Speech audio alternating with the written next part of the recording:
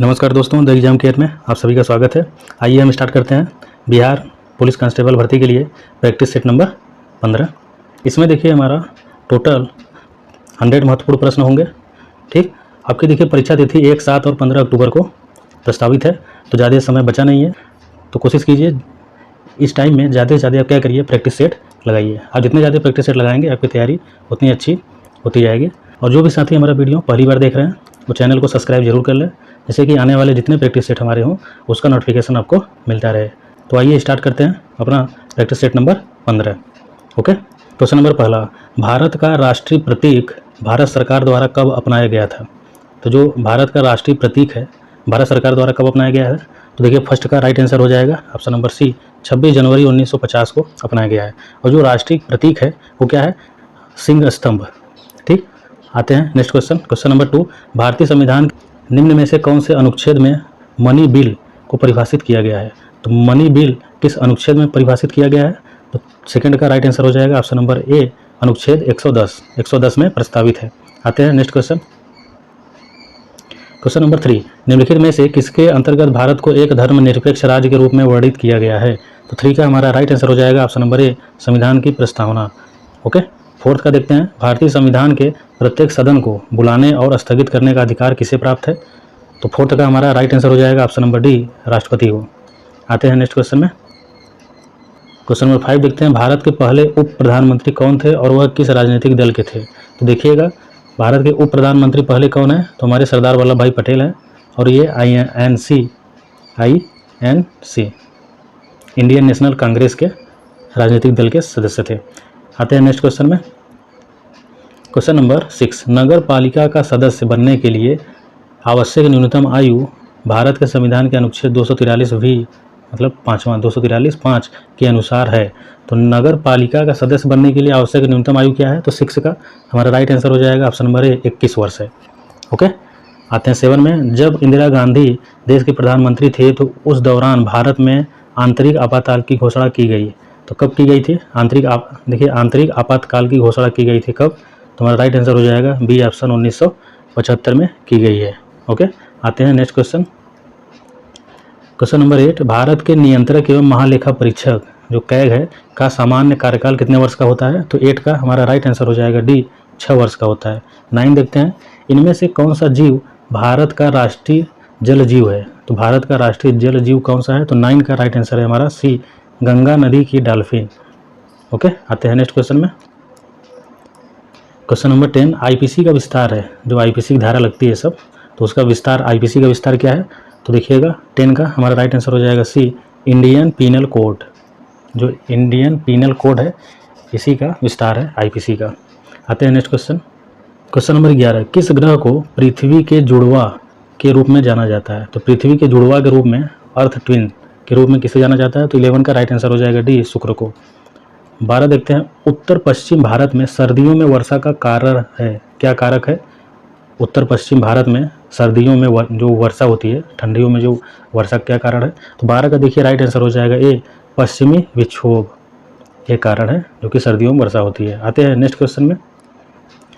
Question number 13, Africa में Victoria जलप्रपात किस नदी पर स्थित है? तो विक्टोरिया जलप्रपात किस नदी पे है? तो 13 का ऑप्शन हो जाएगा जाम्बेजी नदी पे विक्टोरिया जलप्रपात स्थित है। 14, नक्शे के अध्ययन को क्या कहा जाता है? अगर नक्शा का अध्ययन किया जाए तो उसको क्या कहेंगे? तो 14 का देखिए राइट आंसर हो जाएगा डी ऑप्शन, कार्टोग्राफी।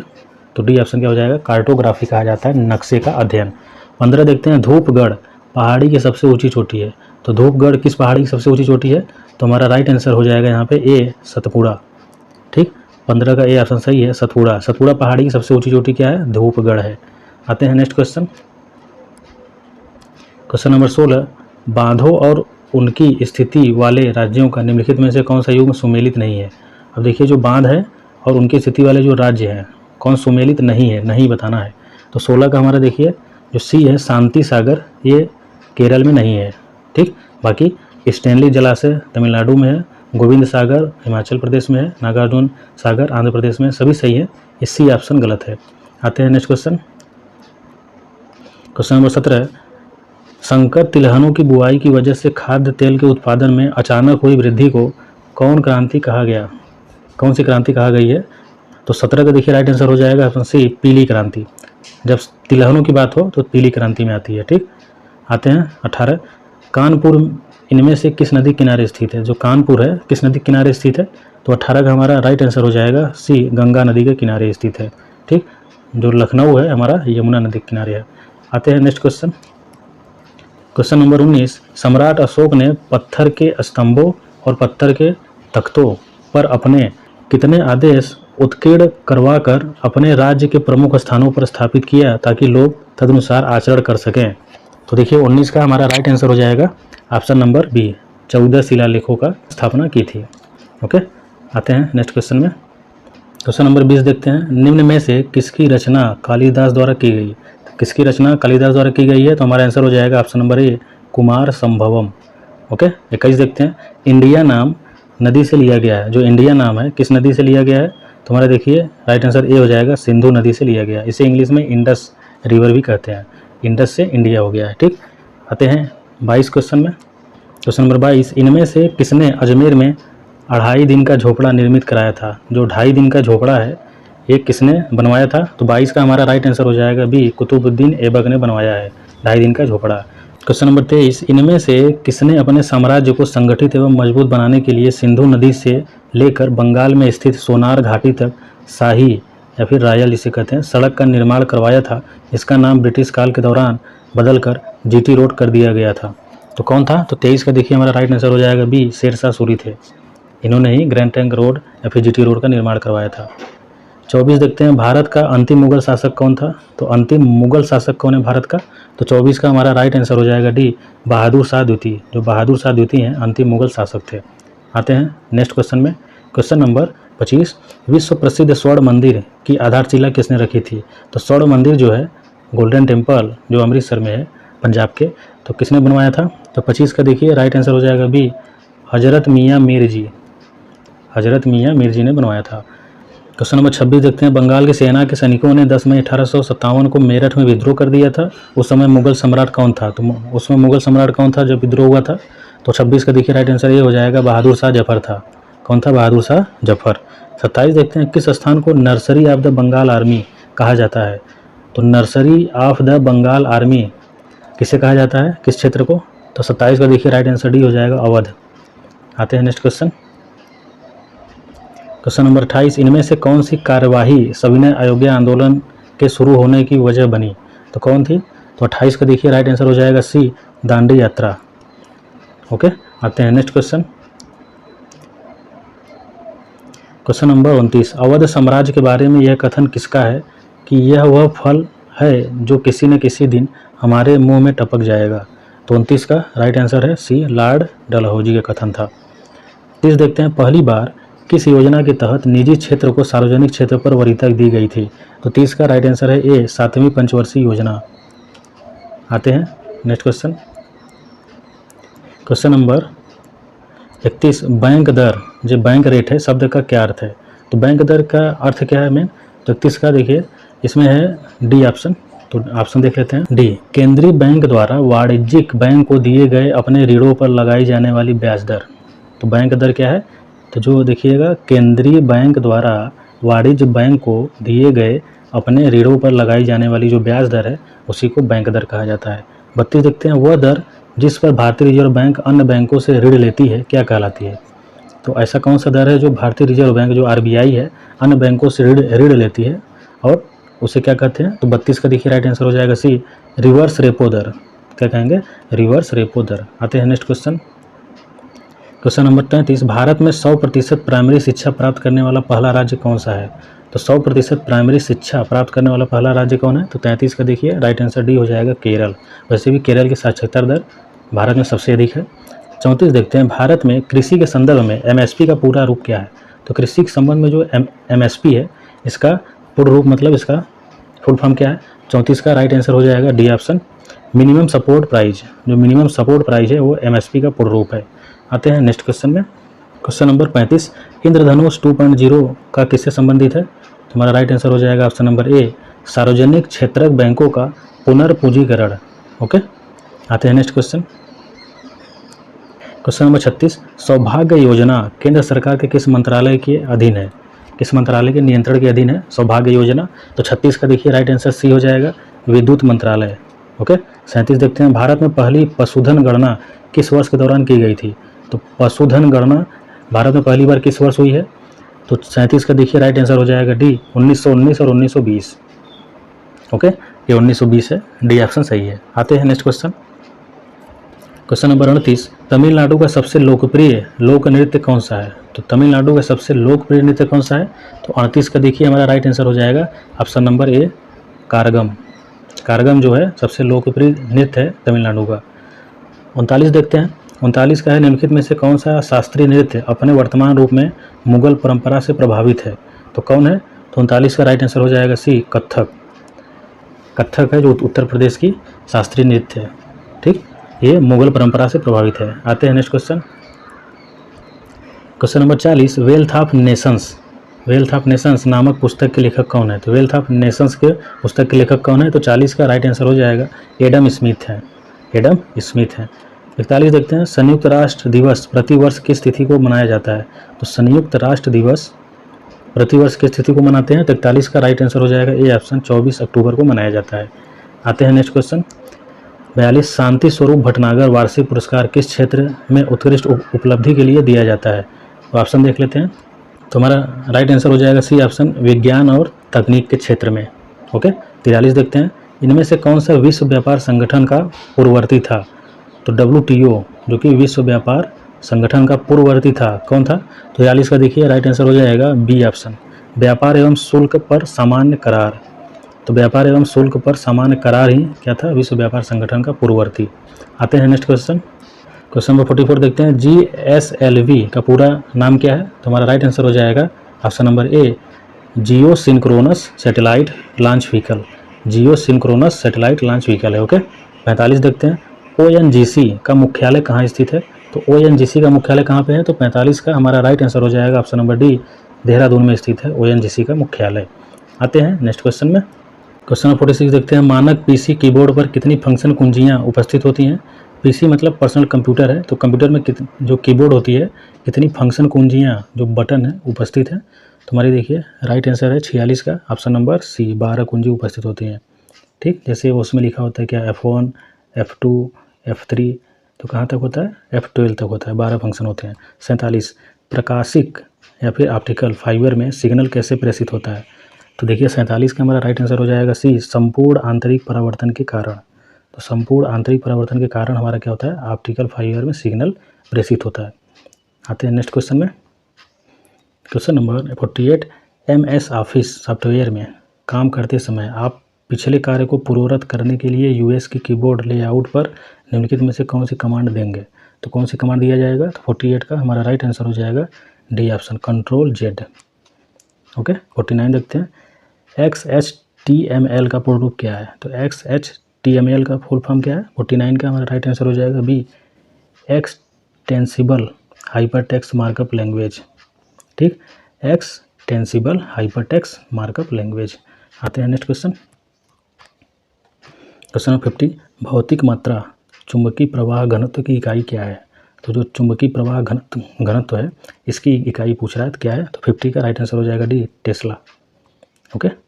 51 देखते हैं, सूर्य की फोटोग्राफी के लिए किस उपकरण का प्रयोग किया जाता है?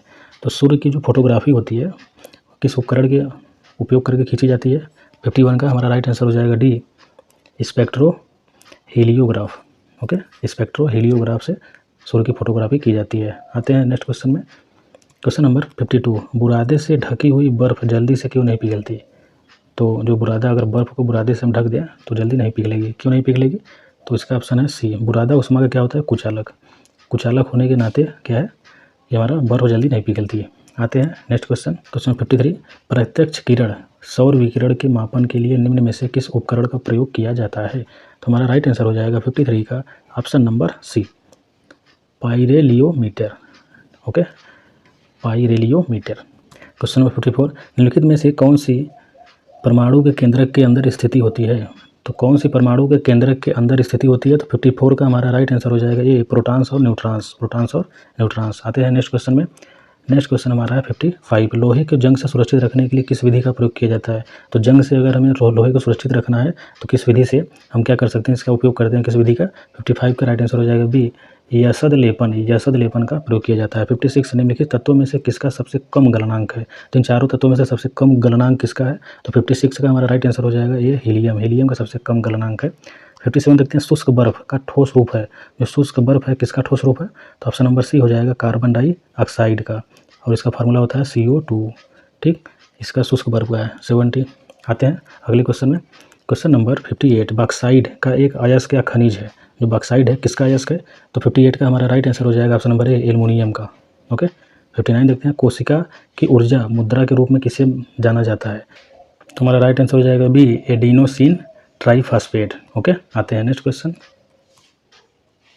क्वेश्चन नंबर 60, पुरुष में पुरुषत्व के कौन सा गुणसूत्रीय संयोजन उत्तरदायी है। तो देखिए पुरुषों के लिए जो पुरुषत्व के कौन से गुणसूत्र संयोजन के उत्तरदायी है, तो हमारा राइट आंसर हो जाएगा option number D, XY। Okay, 61 देखते हैं, निम्नलिखित में से कौन सा कथन सही नहीं है, कौन सही नहीं है वो बताना है। तो 61 का हमारा राइट आंसर हो जाएगा ऑप्शन नंबर सी, हाइड्रा में मुकुलन संभव नहीं है। जो हाइड्रा है उसमें क्या संभव नहीं है, मुकुलन। बाकी सभी हाइड्रा में केवल अलैंगिक जनन होता है, ये सही है। अधिकांश मेढक अंड प्रजक जंतु हैं, ये भी सही है। मुर्गी में आंतरिक निषेचन होता है, ये भी सही है। कौन सही नहीं है, सी ऑप्शन सही नहीं है। आते हैं नेक्स्ट क्वेश्चन। क्वेश्चन नंबर 62, निम्नलिखित में से कौन सा हीमोग्लोबिन का एक प्राथमिक कार्य है। हीमोग्लोबिन का कार्य क्या है, तो 62 का राइट आंसर है डी, ऑक्सीजन का वहन करना। ओके, 63, निम्नलिखित में से कौन मस्तिष्क का भाग नहीं है। तो मस्तिष्क का भाग कौन सा नहीं है, तो 63 का हमारा राइट आंसर हो जाएगा ऑप्शन नंबर बी, कर्णपाली। जो कर्णपाली है मस्तिष्क का भाग नहीं है। बाकी चेतक, मज्जा और पांस सभी मस्तिष्क के भाग होते हैं। आते हैं next question. Question number 64, Annamalai tiger reserve किस राज्य में है। तो अन्नामलाई टाइगर रिजर्व किस राज्य में है, 64 का हमारा राइट आंसर हो जाएगा सी, तमिलनाडु में है। अन्नामलाई कहाँ पे है, तमिलनाडु में। आते हैं नेक्स्ट क्वेश्चन।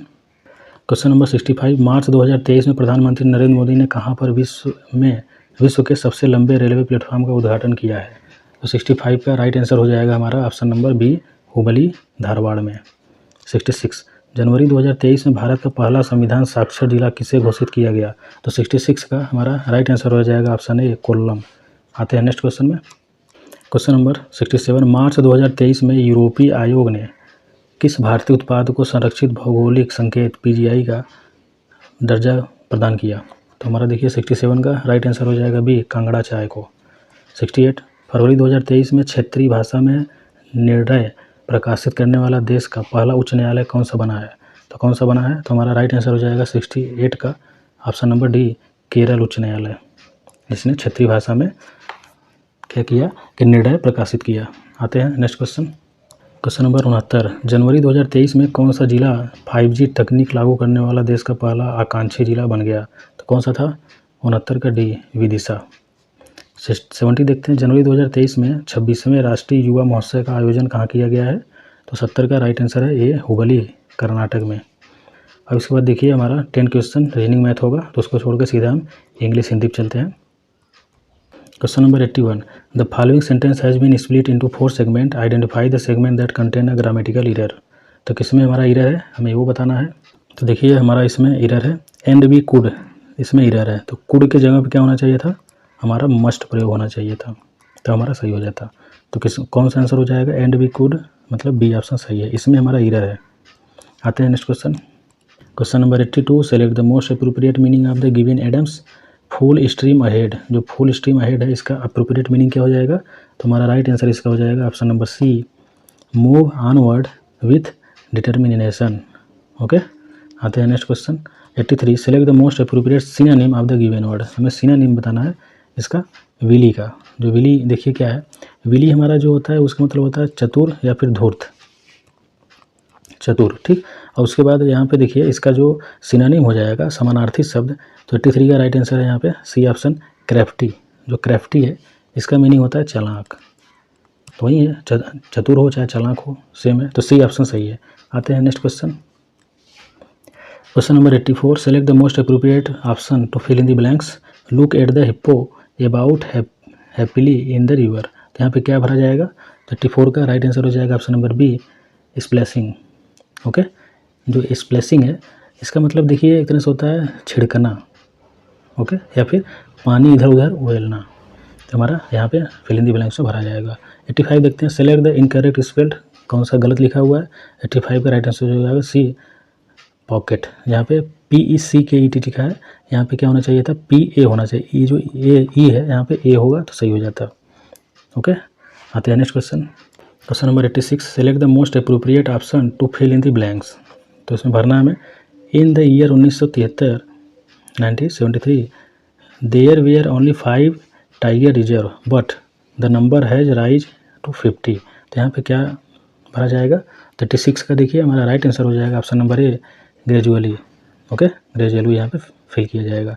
87 देखते हैं, select the option that can be used as one word substitute for the given group of words. तो इसमें दिया है a place where antique are kept. तो इसका वन वर्ड में क्या बोल सकते हैं, 37 का हमारा देखिए राइट आंसर हो जाएगा ऑप्शन नंबर सी म्यूजियम। क्या हो जाएगा, म्यूजियम। आते हैं नेक्स्ट क्वेश्चन में। Question number 88, select the option that contain used as a one word substitute for a given group of words. तो क्या हो जाएगा, person who is not an expert in a field of art or music. तो क्या हो जाएगा one word substitute में, तो राइट आंसर है हमारा 88 का ऑप्शन अमेचर। क्या हो जाएगा, अमेचर। ओके, आते हैं next question. Question number 89, select the option that closest in meaning to the underlined items या phrases in the given sentence. जो कट डाउन ऑन है इसका मीनिंग बताना है, क्लोजेस्ट मीनिंग, अप्रोप्रिएट मीनिंग। ठीक, 89 का राइट आंसर है हमारा C option reduce. Cut down on का क्या हो जाएगा, रिड्यूस। आते हैं next question. Question number 90, select the option that can be used as one word substitute for the given group of words. Drop varieties of tree and shrub ground in pots. तो क्या हो जाएगा इसका one word substitute के लिए, तो 90 का देखिए हमारा आंसर है इसमें ए ऑप्शन बॉन्साई। जो बॉन्साई है ये इसका वन वर्ड सब्स्टिट्यूट हो जाएगा। 91 देखते हैं, धूमिल शब्द का विपरीत शब्द क्या है। तो जो धूमिल है इसका विपरीत शब्द क्या हो जाएगा, तो 91 का राइट आंसर हो जाएगा उज्ज्वल। तो धूमिल माने धूमिल होता है एक तरह से कम दिखना, उज्ज्वल क्या हो जाएगा, उजाला। आते हैं 92 में। 92 हिंदी में कृत प्रत्ययों का संख्या है। तो हिंदी में जो कृत प्रत्यय है उसकी संख्या कितनी है, तो 92 का राइट आंसर हो जाएगा ए 28 कृत है। क्वेश्चन नंबर 93, यदि ए ऐ ओ और औ के बाद कोई भिन्न स्वर आता है तो इसके स्थान पर क्रमशः अ आय औ आओ हो जाता है, यह संधि कौन सी है। तो 93 का देखिए राइट आंसर है डी अयादि संधि होती है। ओके, आते हैं नेक्स्ट क्वेश्चन। क्वेश्चन नंबर 94, जो हर समय दूसरों की बुराई खोजता हो उसे क्या कहेंगे। तो 94 का राइट आंसर हो जाएगा सी ऑप्शन छिद्रान्वेषी। छिद्रान्वेषी कहेंगे। ओके, जो हर समय दूसरों की बुराई खोजता हो। क्वेश्चन नंबर 95, अनिल अनल का सही अर्थ देने वाला युग्म क्या है। तो पहला जो अनिल है इसका अर्थ हमारा होता है वायु, और जो अनल है इसका अर्थ होता है अग्नि। तो हमारा ऑप्शन ए सही हो जाएगा। आते हैं नेक्स्ट क्वेश्चन। क्वेश्चन नंबर 96, अंश अंश शब्द युग्म का सही अर्थ बताइए। जो पहला अंश है ये देखिए इसका अर्थ होता है हिस्सा, और जो दूसरा अंश है इसका अर्थ होता है कंधा। तो हमारा बी ऑप्शन सही हो जाएगा। ओके, आते हैं 97 में। निम्नलिखित में से कंकाल शब्द का अर्थ कौन सा है। जो कंकाल है इसका अर्थ क्या है, तो 97 का राइट आंसर हो जाएगा बी हड्डियों का ढांचा। आते हैं नेक्स्ट क्वेश्चन। क्वेश्चन नंबर 98, निम्नलिखित में से कौन सा शब्द हंस की जगह प्रयुक्त नहीं किया जा सकता। तो हंस की जगह कौन सा शब्द प्रयुक्त नहीं हो सकता, तो इसका मतलब है हंस का जो अर्थ है नहीं हो सकता क्या, तो 98 का राइट आंसर हो जाएगा डी अमृत। बाकी हंस का जो है सूर्य, श्वेत और योगी तीनों प्रयोग हो सकते हैं। ठीक, 99 देखते हैं, निम्नलिखित में से कौन सा शब्द अग्नि का पर्यायवाची है। तो अग्नि का पर्यायवाची देखिए क्या है, तो हमारा राइट आंसर हो जाएगा ऑप्शन नंबर सी पावक। पावक में अग्नि होता है। आते हैं नेक्स्ट क्वेश्चन में। क्वेश्चन नंबर 100, ओखली में सिर देना मुहावरे का अर्थ है। तो ओखली में जो सिर देना इस मुहावरे का अर्थ क्या हो जाएगा, तो 100 का राइट आंसर है ए मुसीबत झेलना। ओखली में सिर देना को क्या कहते हैं, मुसीबत झेलना। तो दोस्तों यहाँ पे हमारा प्रैक्टिस सेशन पूरा समाप्त हो चुका है। उम्मीद करता हूँ आपको वीडियो पसंद आया होगा। अगर आपको वीडियो अच्छा लगे तो लाइक ज़रूर कीजिए और चैनल को भी साथ ही साथ सब्सक्राइब भी कर लीजिए, ताकि हम आपके लिए ऐसे वीडियो ज़्यादा से ज़्यादा ला सकें। तो मिलते हैं अगले वीडियो में, तब तक के लिए नमस्कार।